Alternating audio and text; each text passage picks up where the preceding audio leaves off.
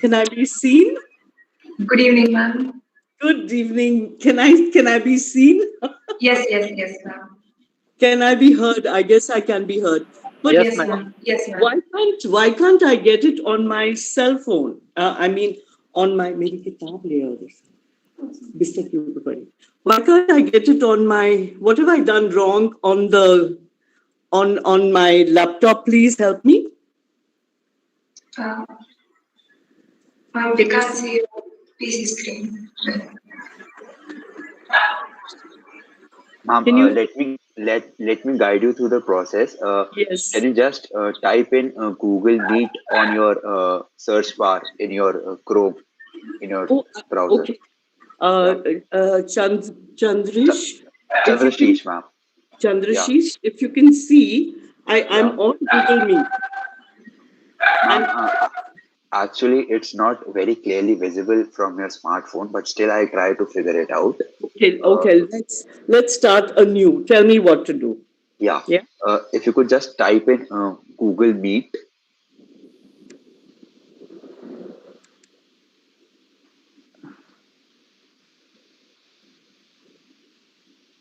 Um,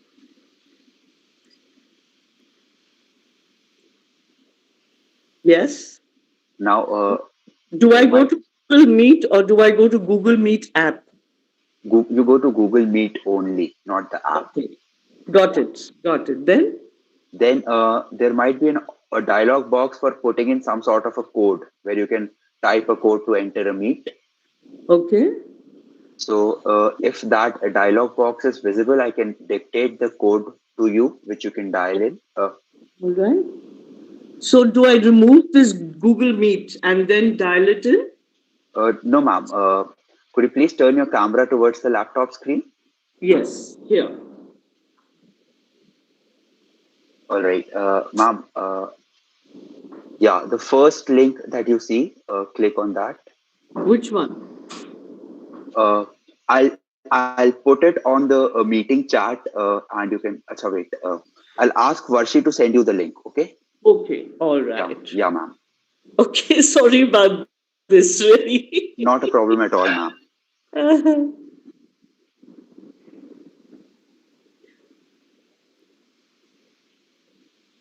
I was able to get on pretty well with her earlier.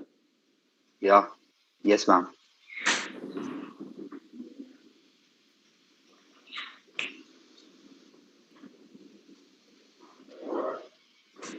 Okay. Yes, ma'am. I'm waiting for Varshi. Yeah. Did she send you the link, ma'am? Uh, is it the same one that I came to earlier? Load. Ma'am. Yeah, she sent it to me. Correct. Yeah. Okay. Open Now, it using the laptop, or you can, if like that is not present here on the laptop, you can directly type it in the search bar, the exact same link. okay, the search bar on top or the search bar for the where the Google Meet is? Ma'am, you can replace the Google Meet wala link using the this link. That is not needed anymore if you're using this link only. Okay, So you can okay. overwrite it. All right. I've gone backspace and now you want me to put H T T P S dots. Okay, no. You know what Uh, I got? Ma'am, I should I dictate it to you? Yeah, I think you should. No, now Yeah. what the problem is Yes, ma'am. that I've got to put in the two dots. I have to press the shift. Yeah, I got it. I got the two dots, and Ma'am, then that is not required. I'll dictate it to you. It's a much simpler link. That is the okay. complete address. That is not required. You can backspace it, and I'll dictate it to you once. All right. I shall Back, back. I've yeah, backspaced it. Now tell me. yeah. Type in MEET. M for mango, E for elephant, and T for M tomato. double E T. Yes. Dot, a single dot, Yes. GOOGLE. Meet dot G Google G L E. Got it. dot com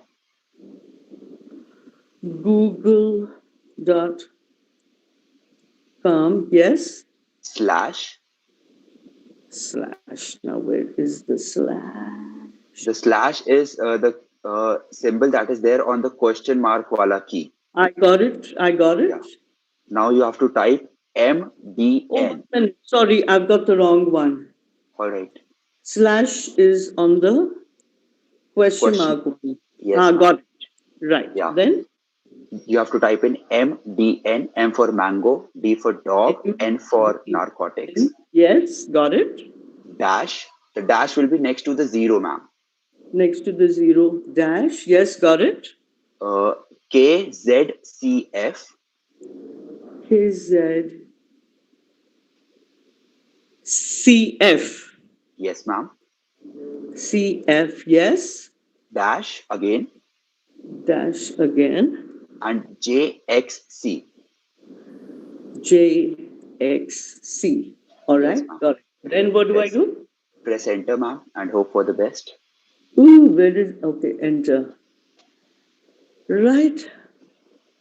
Did not match any video results. Suggestions. Make sure that all your words are correctly spelled.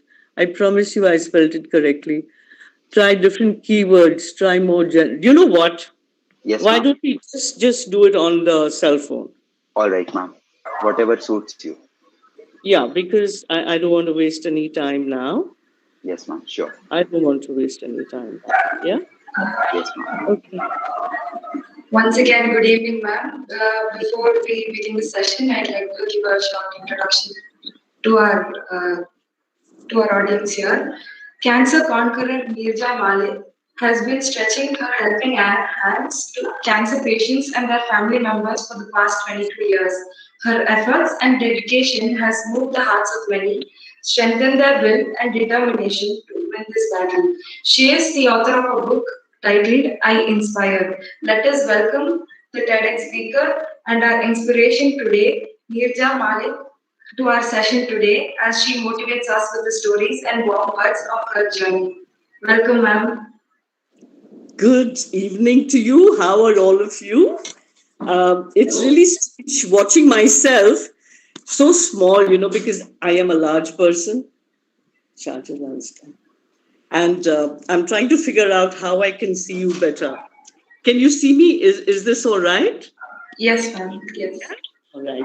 I'm really sorry about this, but in Hindi, we have a phrase that goes, Intezar ka phal meetha hota hai, which means that when you wait for something, then the fruit of that patience is very, very sweet. So I'm hoping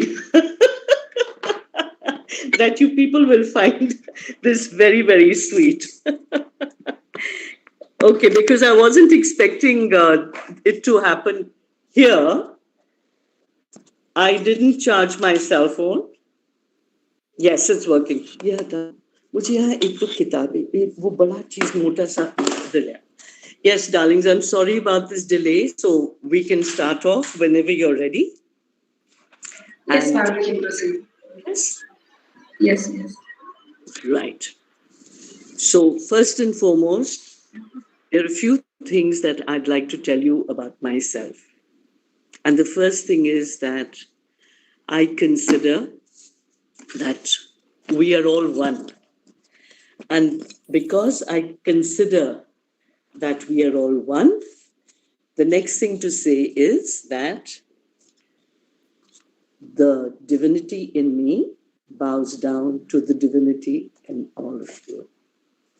And I'm sending you so much of love. And I know that though it is long awaited, and this is the trouble with you, new gen, and with me, old gen. Now, my daughter's on her way to Kodaikanal, or I would have got her to fix it for me. But neither my husband or I, and both are above 65, know how to do this because she would have taken 1 second. So now to cut all that, my darlings, I want to tell you that there are two ways to tackle anything. And that is that when you get upset or when things are not going your way, you can either get very agitated, pull your hair out, and curse the whole world. Or You can say, all right, whatever happens, happens for the best. Maybe there is some good in this. And maybe what will happen is that I can get later on a direct one-on-one session with you so that I learn all the intricacies of Google Meet, right? So I'm going to start by saying that life gives you lemons. I'm sure you've had it, and it's up to you what to do with it. And I have been very lucky in all my life to have a wonderfully nurturing, securely loving family. And I think that is what gave me so much of confidence, so much of joy, so much of peace. Therefore, whatever happened to me, 1 second, darlings. Mandeep, and I'm in a talk. I just speak softly, please. Husbands, you have to deal with them also. We've been married for 43 years. It's okay. So there have been a lot of problems in my life. I will not call them problems. Now, see, what I want you to pick up from me is that everything can be looked at in two ways. मैं इधर जाऊं या उधर जाऊं. Should I look at it like this? Or should I look at it like this? Do you understand the difference? And the choice is up to who? The choice is up to me. It is entirely up to me as to whether I want to be positive or whether I want to be negative.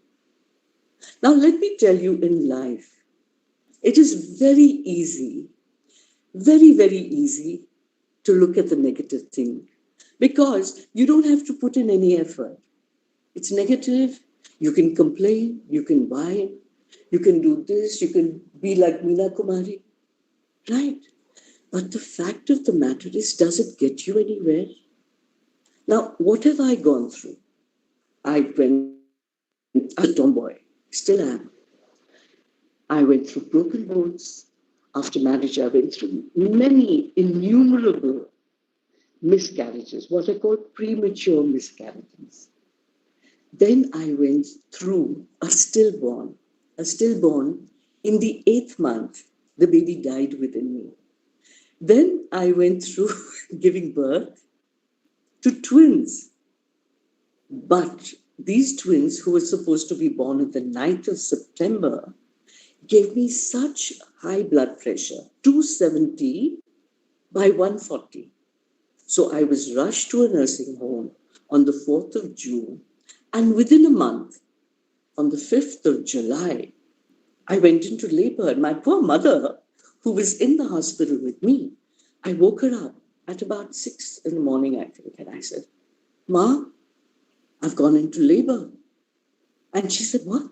How many minutes? So I'm standing over her head, looking at my watch and saying, 3 minutes. And she was so shocked while trying to get up. The shock made her fall back on her bed. Then she got up and she ran to the nursing quarters. The nurses came in. They quickly prepared me. They put me into an ambulance from the nursing home where I'd been for a month, rushed me to Breach Candy Hospital. They cut me up. They gave me an epidural because if you have such a high blood pressure, they cannot give you general anesthesia. Now, if they give you general anesthesia, you can very well go into a coma. And that wouldn't have served the purpose at all. So that was out of question. So they managed to cut me up, or what is called a cesarean. And they looked around and they yanked out one twin and then they yanked out the other. And there were 2 incubators because that particular hospital didn't have a neonatal clinic. So each twin, and they looked like scrawny little monkeys with lots of hair on their bodies. And she looked like an old woman, wizened, and he looked like an old man, and yet you could tell the sex of the children because she was all girlish and he was all guyish. Okay, macho man, even with a few kgs. So they were put into individual incubators. One of the incubators stopped working. So you can imagine how tiny they were. Each would fit into a shoebox. And they were put into one incubator, and the incubator was taken off to another hospital, Jasloke, where I followed later. So I've had an exciting time. But after that, they grew up well, though they were supposed to be born on the 9th of September. They were born on the 5th of July. And guess what? A few years later, I had to get my uterus and ovaries removed. A few years later, that was Friday the 13th of February 1998. I was diagnosed with left breast cancer. And then I was diagnosed again with right breast cancer in November of 2004, the year of the tsunami. So all these things happened. And in fact, in 2018, I had something called septicemia 3 times, where the bacteria gets into your blood and one by one, your organs start packing. So I needed 210 injections in the jugular. And now some of you might say, ma'am, you've gone through all this. How come you're talking so happily? Or doesn't it shatter you? Doesn't it tear you apart? Doesn't it wrench you? How can you be so cheerful? And I just say one thing. I had a lot of support from my parents. And I have intense faith and belief in God. And because of those intense faith and belief, it's very simple. Now, children, just listen to what I have to say very carefully, because this is what helped me through all the tough times of my life. And what is that? That I surrendered all my troubles, all my problems at the feet of the Lord. In fact, I was talking to some kids and I told them, I said, I have a deal with God. And the kids said, what? And I said, I've told him. I said, listen, buddy, you've given me these problems. Now it's your problem to give me the solutions. I'm free. And you know what this doctor said? The children were very impressed. Collars up. The doctor tells me she's taken the easy way out. I said, excuse me, what do you mean by that? And he said, it's very simple. Because what you've done is you have removed the problems from yourself. And I realized that I hadn't been thinking of what I'd been doing. But the doctor, who I felt bad, was, not giving me the credit, was absolutely right. He made me understand and embrace what I had been doing without intellectually thinking about it. So you understand, I happily give God the credit for whatever I'm doing, whatever I'm going through. And then I just as happily give him the discredit for all my problems with the surety that he is going to take care of them. So do you understand what I'm trying to tell you? That it is in our hands how we look at it. It is in our minds how we perceive it. So if we perceive it as a problem, it will become a problem. And if we perceive it as something that we just have to overcome, we can overcome it. Don't people say, you become what you think? So if I think that I have no problem, because I've given the problems to someone who's bigger than I am, someone who can handle things. So I don't have a problem, because all my problems I have surrendered. And you surrender the problems, or the joys to those people you trust. Like I trust my parents, like I trust my sister, like I trust my in laws, my husband, my children, my friends, my maids. We are a family. And I want you to realize one thing, that because I grew up along with my sister, we grew up as children of a serving naval officer. And therefore, we got transferred from place to place. Now, my father is an Arya Samaji. Do you know something? His Nana or his mother's father is Mahatma Hansraj, who started all the DAV schools and colleges in Lahore before partition, donkeys years back. So I'm an Arya Samaji.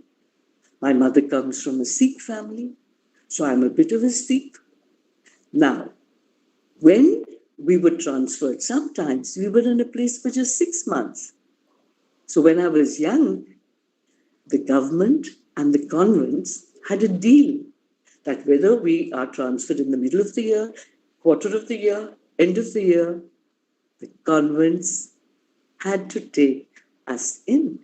So we grew up studying in convents. And we had all kinds of friends, Hindus, Muslims, Sikhs, Christians, Parsis, Jews. So I grew up feeling that they are all mine. Do you understand, my children? I grew up feeling that nothing is separate from me, that we are all one. And it is a beautiful feeling because half our troubles are there because we are perpetually differentiating मैं, tu, me, na. Here, there is no question of I or you because I am very secure in the fact that we are all one. Now, you know, there are 4 kingdoms. One is the human kingdom, and one is the animal kingdom. One is the vegetable kingdom. Yes? Does anyone want to say something to me? Okay. And one is the mineral kingdom. So, what does our world consist of? These 4 kingdoms. And if we had lived within these 4 kingdoms with complete love, affection, compassion. See, I'm using these words not only for the love of the human race, I'm wanting us to extend that beyond the humans to the animals, the fish, the birds, the horses, to the vegetation, the trees, the rivers, the seas, and also to the minerals, the earth. So, if there is love and there is compassion and there is a feeling for all these things, then it is very easy to feel the vibrations of love, to feel the vibrations of healing, to feel the vibrations of joy, and to feel that I'm well. Now, when you start off with all these kind of feelings, there is one thing that is uppermost. And that is that you learn to live one day at a time. So what do I say? Tackle one day at a time. Now, if you are tackling one day at a time, then there's no need to worry. You just have to get to the end of the day. Tomorrow is another day. So you imagine the strength and the power that certain thoughts give us. And these are some of the treasures, some of the thoughts that I want to share with you today. So I had a lovely life, a very warm, cozy, adventurous life. Every time we got transferred, the luggage would go by train. And how would my father, mother, sister, and I, with 2 dogs in tow, travel? We would go by car. So we have traveled all over India, stopped under a tree. My mother and father used to both drive. My sister and I and the dogs would sleep. We would be woken up at 4, put into the car, and taken off as an adventure. So I feel that nowadays we're missing out on all these things. We never had cell phones. We never had uh, games on the cell phone, the music. We were so free. We had nature to play with. We would make games out of stones. We would climb up trees. We would run on the walls. We would cycle. Okay, agreed. It gave me an open invitation to break many bones. But the fact of the matter is that I grew up feeling fun. So, yes, this is the book that I have written. It is called I Inspire. And you would say, what is it about? So, very simply, I'm going to tell you that it is about 10 treasures that I have found in life. The first treasure is love. And let me tell you, when people say very grandly, love conquers everything, I promise you, those words are heavily laden with truth because love can conquer anything. So, the first treasure, love. Second treasure, fun and laughter. And you know what? Fun and laughter, especially if you can laugh at yourself. Now, you'll be shocked if I tell you that when I was going through very strong chemotherapy, I vomited big, huge, fat worms. And what did I do? My husband was with me in Bombay when I puked one of them, and he picked it up and he put it into a mug. And I said, "What are you doing?" And he said, "I'm going to keep it and show it to the doctor," because he'd never seen such a horrendously huge thing come out of a human being. It was something like the aliens. And you know what happened? After a few days, I vomited another one in another bathroom. Now, instead of getting hassled, how did I look at it?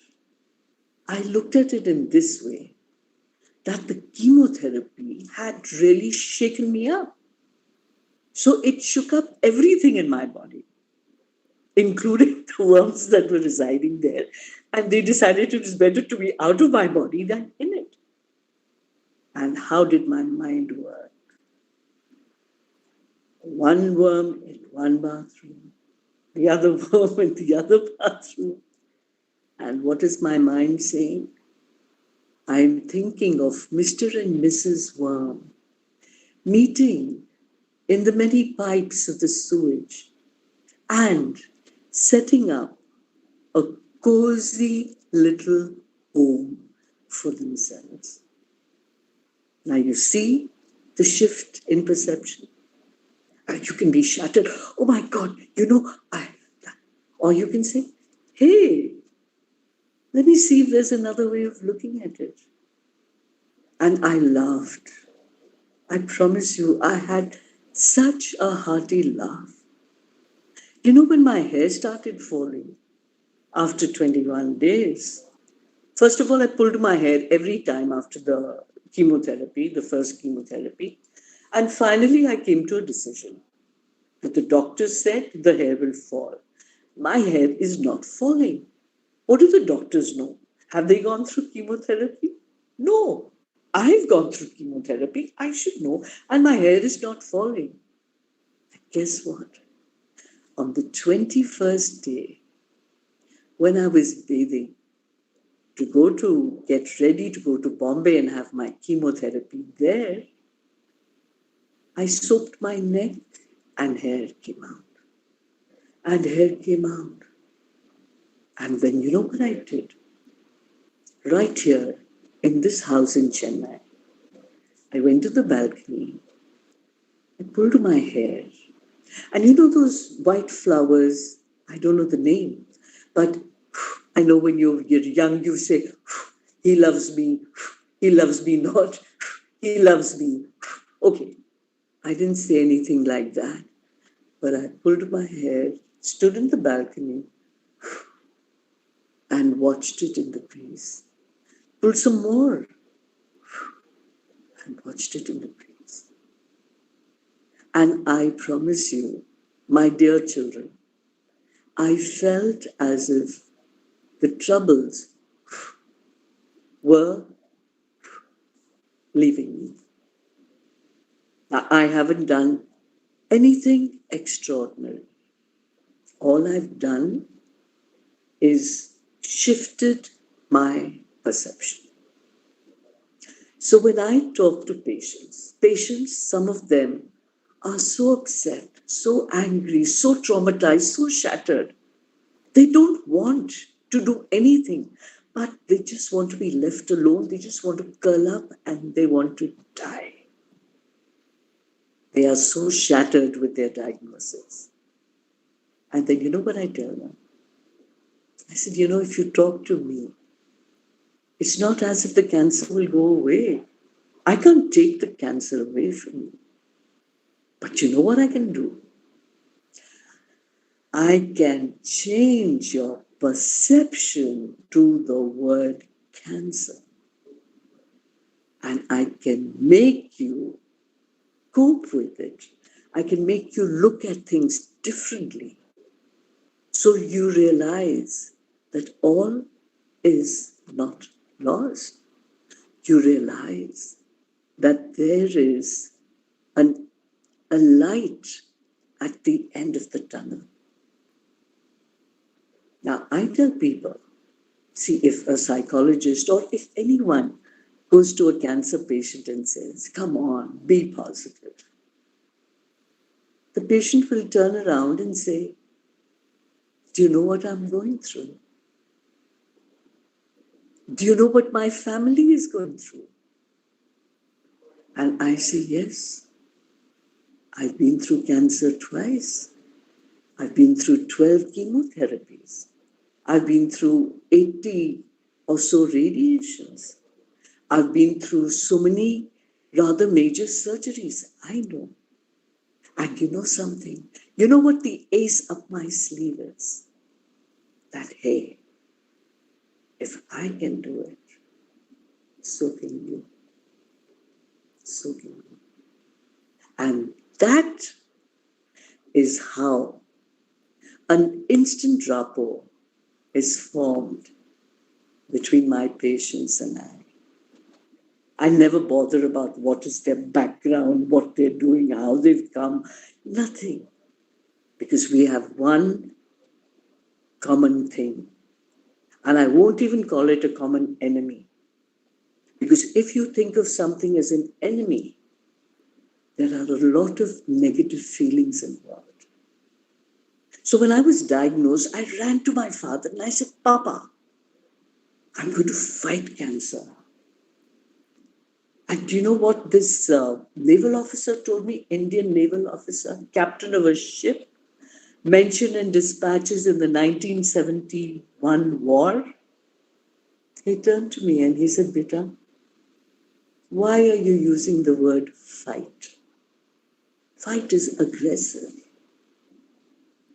Why don't you use the word face? You see the difference? I'm going to fight cancer. It's negative. I'm going to face cancer. It's positive. Because when you think about facing it, what are you doing? Hum honge kamyab. We will overcome. So you see this shift. I'm going to fight cancer. I'm going to face cancer. So this is what I teach my patients. And I tell them, what is the ace up my sleeve?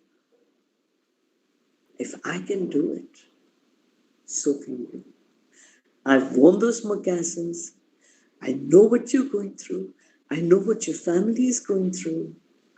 And yes, sweetie, if I can do it, so there's instant rapport. And then they are like putty in my hands. It's magical. Because from this, they listen. And by the time I finish, they're eager to finish with their treatment. Because I always tell them, I said, come and join me. Come and join me.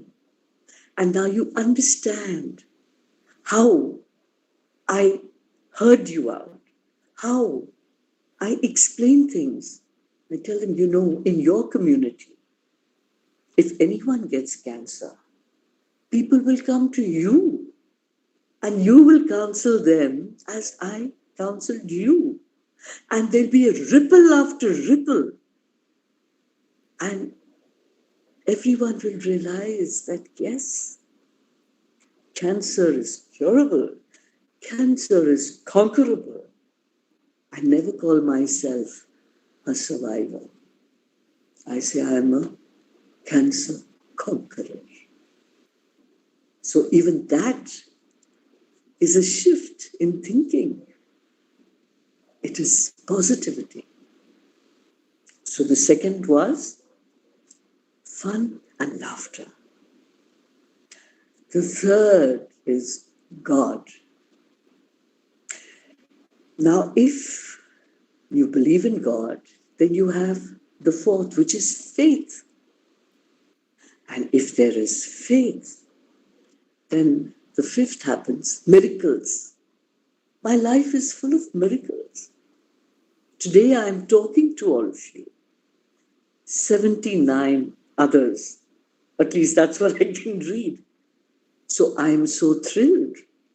I am so happy that if even 1 or 2 or 10 or 20 of you can learn a little something, can go home, well, we are all sitting in our homes, can feel a little something, strength, something strong, something good, something, I would be so happy. And that happiness is what fills me up. When I see patients in front of my eyes from resisting, shattered, they hear me talk. And then they're eager to do their treatment. And then they do their treatment and they're out of it. They're rehabilitated. They've gone home. That joy, that happiness that I get, my God, my heart just expands. So that is what I want you people to understand. That if you do something for the joy of doing it, then that is what is most important. Nothing is important. What is success? Especially during the pandemic, the very idea of the word success, is it money? Is it this? Is it that? Little joys that make you feel so fulfilled, so satisfied. Now, even death, which is the sixth treasure, by the way, even death is a treasure.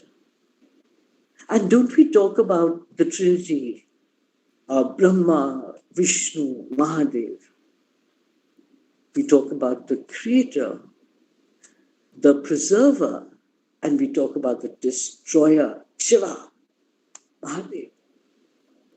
But when we talk about death, it's not that, okay, my body is left, the soul is left, and it can also be the destroying of bad habits, bad karma. I mean, take it as you will.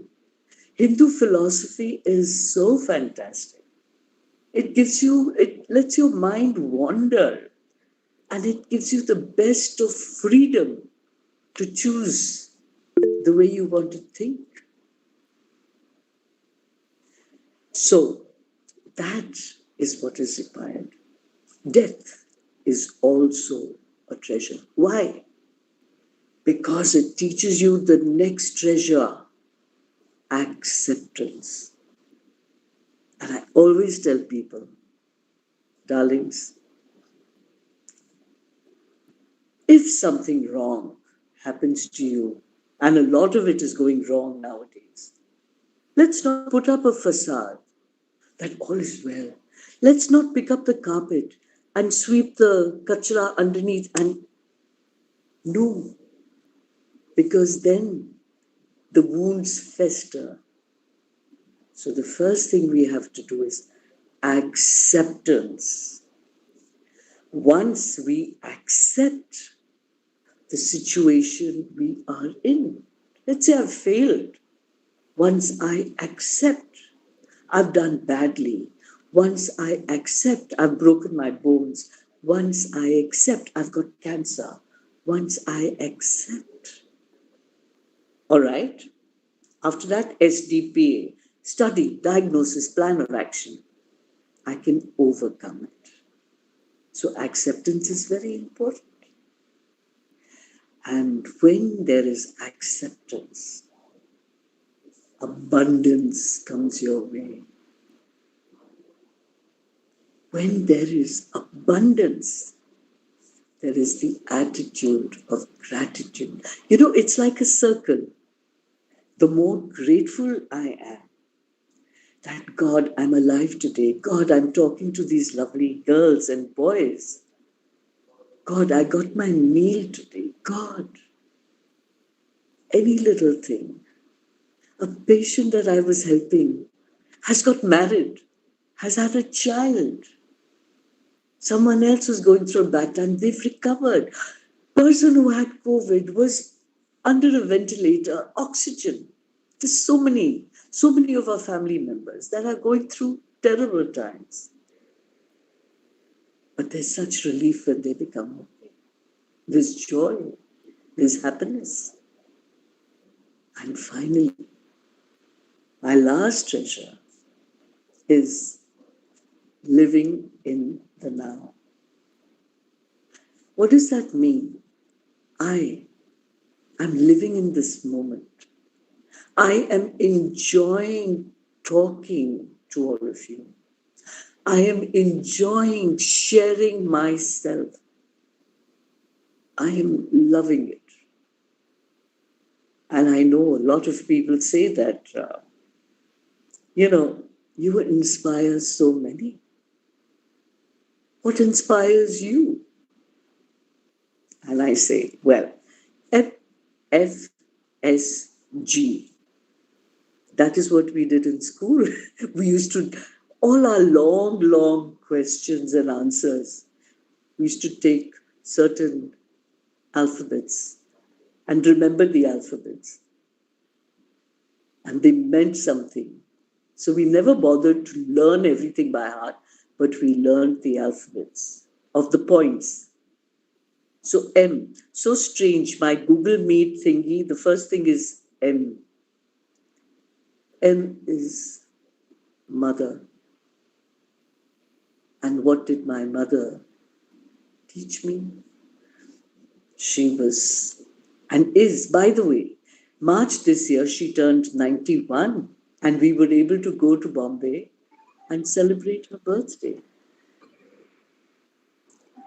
So she, unconditional love and nurturing.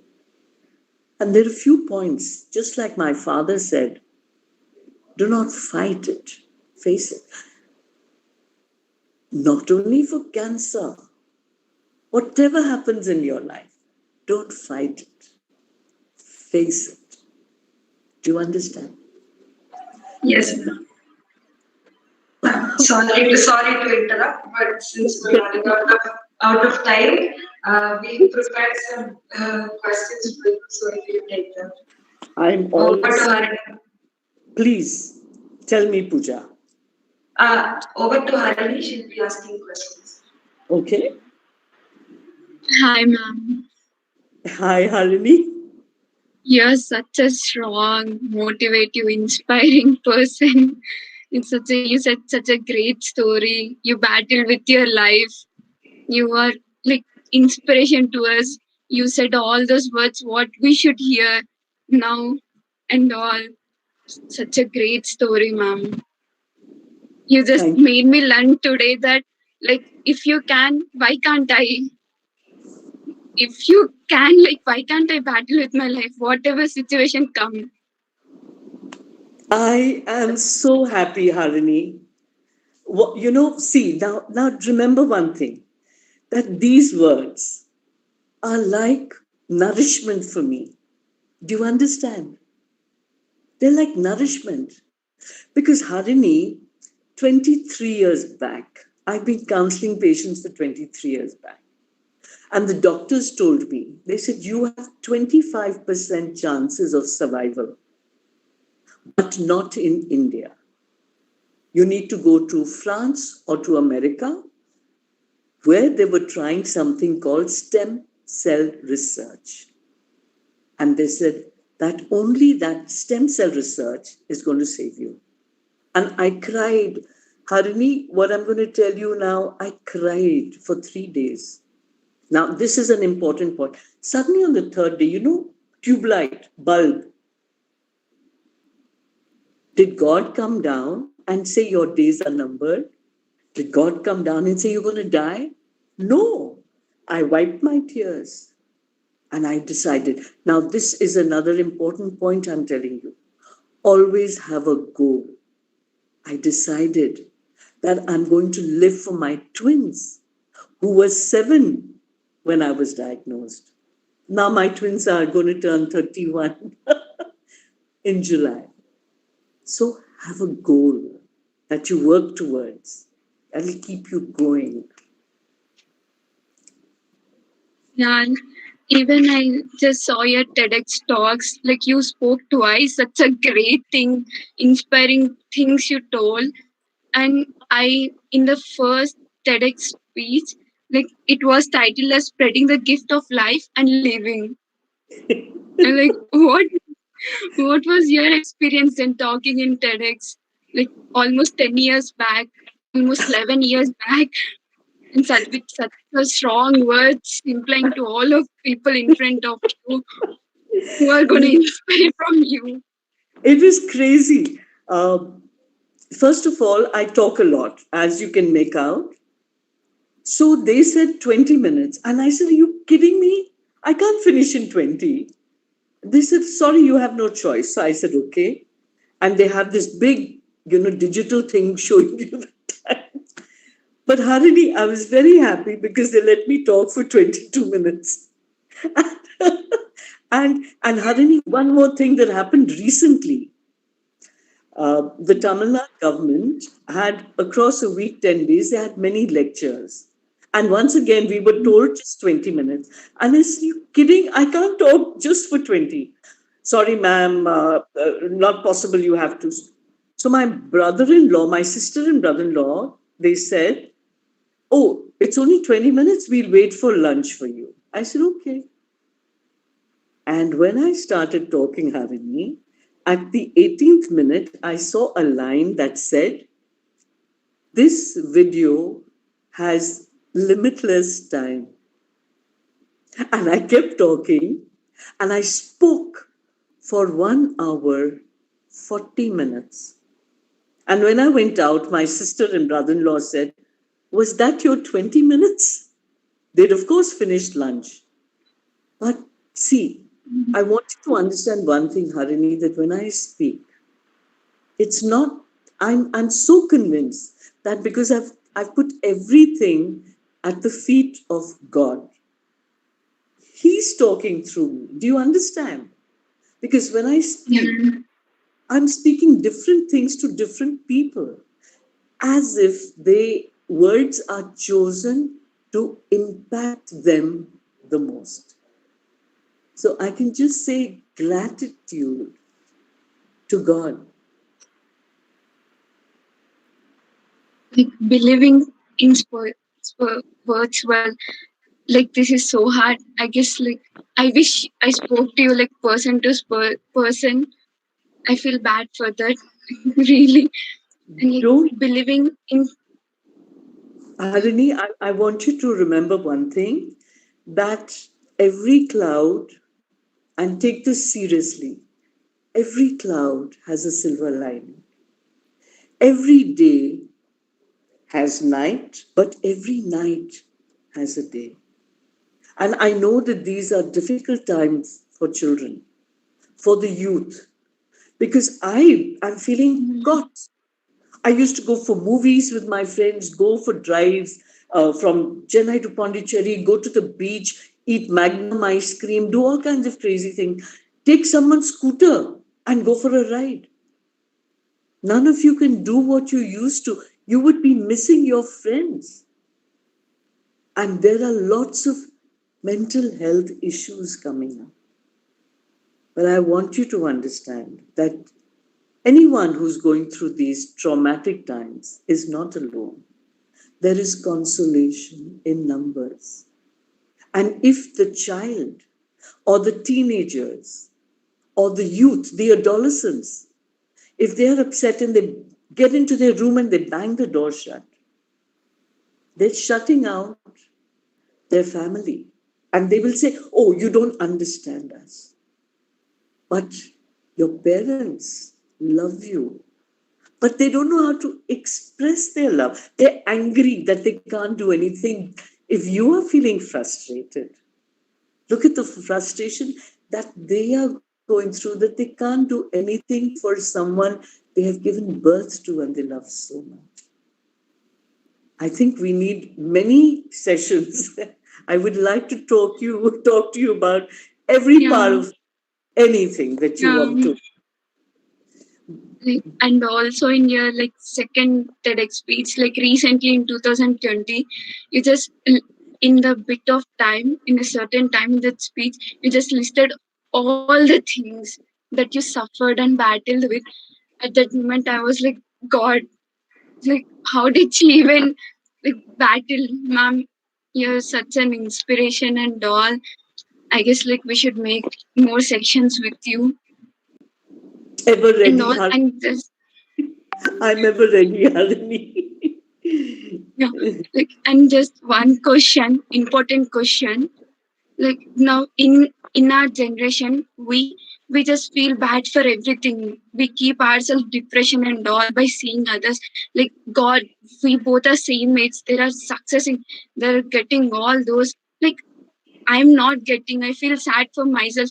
We easily get depressed. What is your words to say as Wonderful.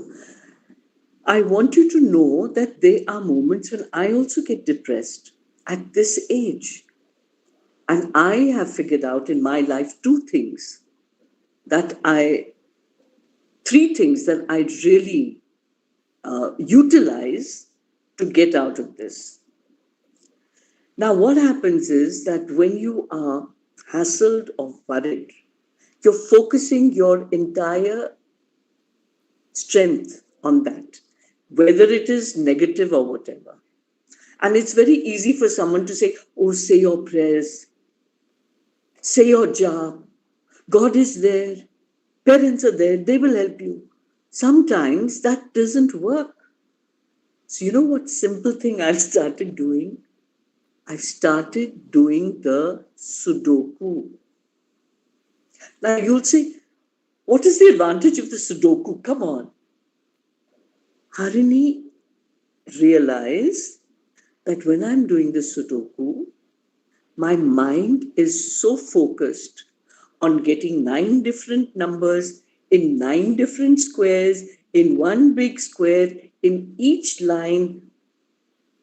By the time I finished my Sudoku, the problem that I had, the depressive feelings that I had prior to the Sudoku, the turmoil that I was in, is gone. Why? Because I shifted my focus purposely to something so totally different that it helped me shift my perception and concentration and consciousness. So I'm not saying that everyone should start. You might prefer to do a jigsaw puzzle. You might prefer to do what is the other thing, where you put words in? Crossword. You might prefer to go for a run. You might prefer to jump to the water. To each their own. And I discovered Sudoku. The second thing I discovered is meditation. Now, when I talk about meditation, I don't mean sitting there and, being angry and I can't think, I shouldn't think, my mind should be empty. No. What is meditation? Now, I'm going to give you an example which you children will relate to. A teacher is teaching you a subject in engineering. And he's got his back and he's writing something on the board. And one latecomer comes in. Now the teacher has 2 choices. One, he will put down the chalk and door. I will not let you in. One thing. Secondly, I am the teacher and I have been one. And I see the latecomer. I just turn to the latecomer. I smile. I nod. I acknowledge the latecomer. And I carry on with my job. Now you see the 2 different reactions. One is impatient, angry, aggressive. And the other is sweet, patient, compassionate, understanding. Now, what are our thoughts when I say meditation? This is what I mean. Thoughts will come. There are many Rahuls and there are many Kajals or whatever who are latecomers. They will come. But how we react, my father always used to say, act, don't react. Act, don't react.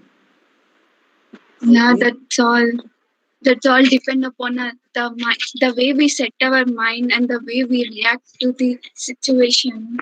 There you are, Harini, you've said it. So if I want to sit in meditation, the thoughts will come like Rahul. I can either say, no, I'm not supposed to think. I want my mind to be free. I want to meditate in peace. Will I be able to do it? No. If I say, okay, this thought has come, accept it, and let it pass. Do you understand the difference? Now, Paramahansa Ramakrishna always said that the mind is a monkey. You would have heard me say that before. The mind is a monkey. And not only is it a monkey, it is a mad monkey which has been bitten by a scorpion, and that also a mad scorpion. So that is what our mind is like.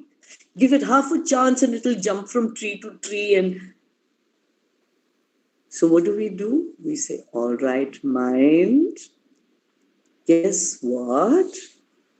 Why don't we try to meditate? And the mind says, well, all right, let me see.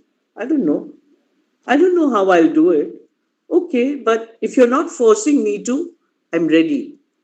If you're forcing me to, I'm out of here. God.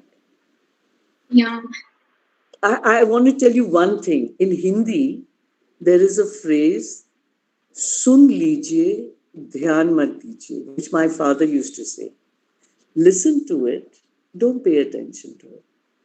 So my maids, they get very angry sometimes. So I told my maids, I have a little chatting session with them every day.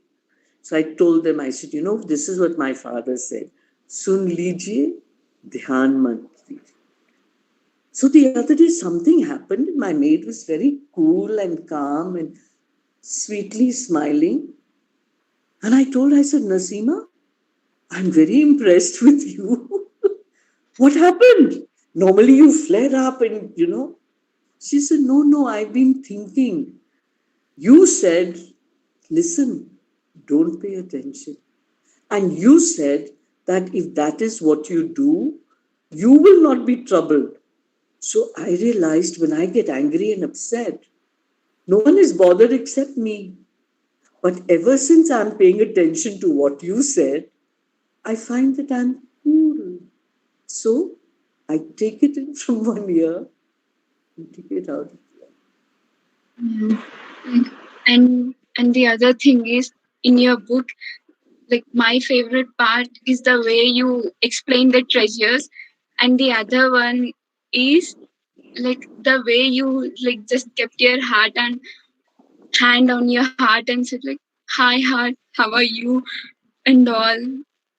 So just the sweet conversation between you and your heart. Do you want me to read it? Do we have time for me to read it to you? Actually, I'm sorry, ma'am. Like, really sorry. I feel bad for this. We actually don't have time. And like, That really is sorry. not at all, sweetheart. I'm looking forward to many talks with you. I can keep talking.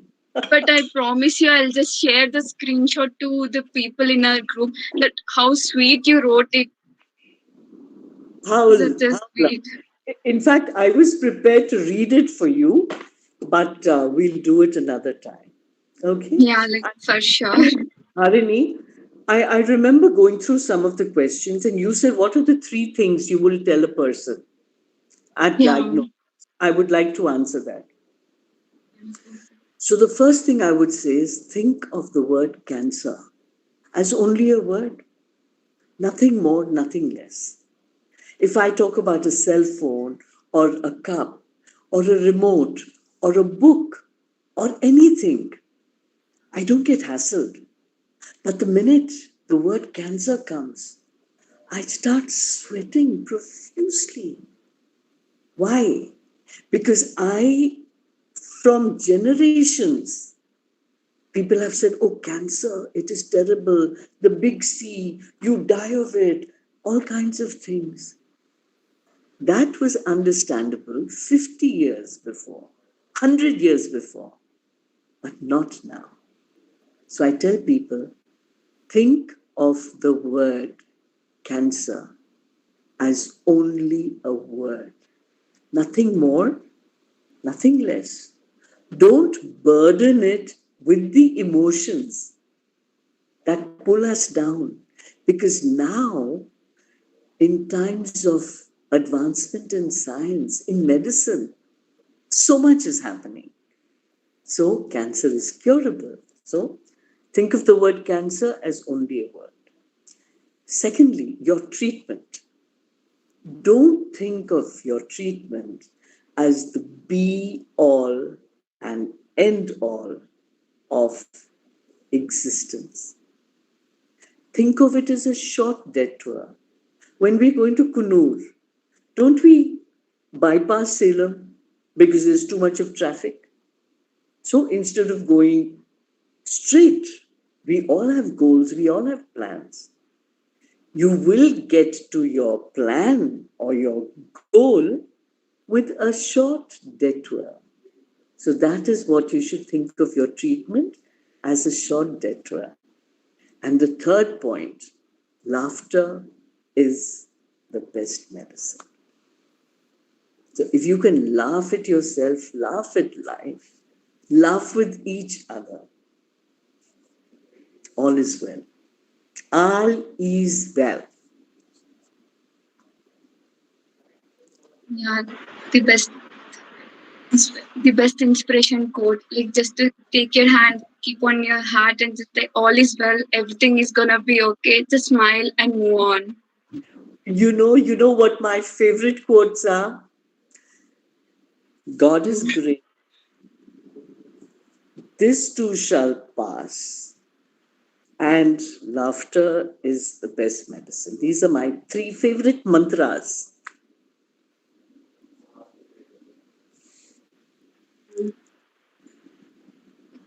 I like, is there anything, ma'am, you would like to share with us on today's section? The most important thing that we should hear to know. Yes, the most important thing is that sometimes we are very loving towards other people. But in these times, please remember not to be harsh on yourself. Like supposing I don't do something that I'm supposed to. I don't need to be angry at myself and pull myself down and berate myself. I need to be gentle. I need to be compassionate. And I need to be loving to myself. Because only if I love myself can I love everyone else. And there is so much security in self knowledge, in self love, and being secure in yourself. I think if that is one thing that we follow, it would make a big difference, especially when we're missing out our friends, we're missing out so many things. Let's make ourselves our own friends.